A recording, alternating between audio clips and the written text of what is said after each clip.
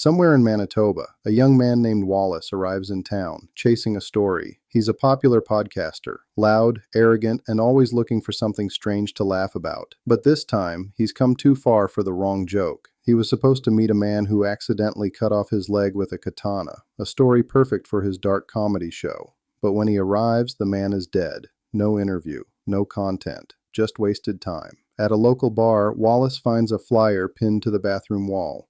It's a letter from an old man, offering a room in his house free of charge to anyone willing to listen to his stories of adventure.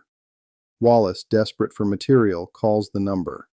That's how he meets Howard Howe, a frail, polite old sailor who lives alone in a massive mansion deep in the woods. When Wallace arrives, Howard greets him warmly, offering tea and stories about his travels. He tells him about the time he was shipwrecked and rescued by a walrus. He says the creature saved his life. He even named him Mr. Tusk. As the tea begins to take effect, Wallace's vision blurs.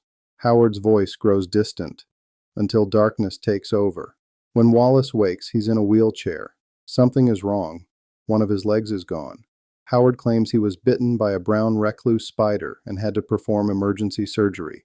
Wallace doesn't believe him, and soon he realizes the horrifying truth. Howard isn't just eccentric, he's insane, and he's building something. Piece by piece, he's transforming Wallace into a walrus. Howard stitches the flesh of other victims together, creating a grotesque skin suit. Tusks made of human bone, sewn into Wallace's face. He forces him to live like an animal, to eat fish, to swim in a pool, to forget he was ever human. Days turn into weeks. Wallace screams, but no one can hear him. Howard tells him stories about Mr. Tusk, the only friend who ever loved him, and how he had to kill and eat him to survive. Now he's trying to atone for that sin by making another walrus to replace the one he lost. Meanwhile, back home in Los Angeles, Wallace's girlfriend, Allison, and his podcast partner, Teddy, start to worry. He stopped answering his phone. They track his last known location and fly to Canada to find him. Desperate, they seek help from a retired detective, a strange man named Guy Lapointe, who's been hunting Howard Howe for years.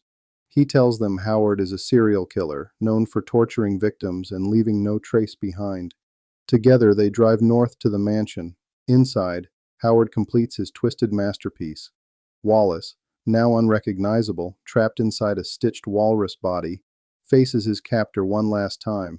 Howard, dressed in his own handmade walrus suit, slides into the water with him. He bellows like a beast, screaming for Mr. Tusk to fight him. The two clash in a horrifying primal struggle, man against man, monster against monster, and in the end, Wallace impales Howard with his tusks. As Howard dies, he smiles, whispering, "You were truly a walrus after all." Moments later, Allison, Teddy, and Lapointe arrive. They find the creature Howard created. They find what's left of Wallace, but he's gone.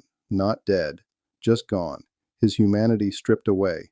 Sometime later, at a small wildlife sanctuary, Allison visits the enclosure where the walrus lives.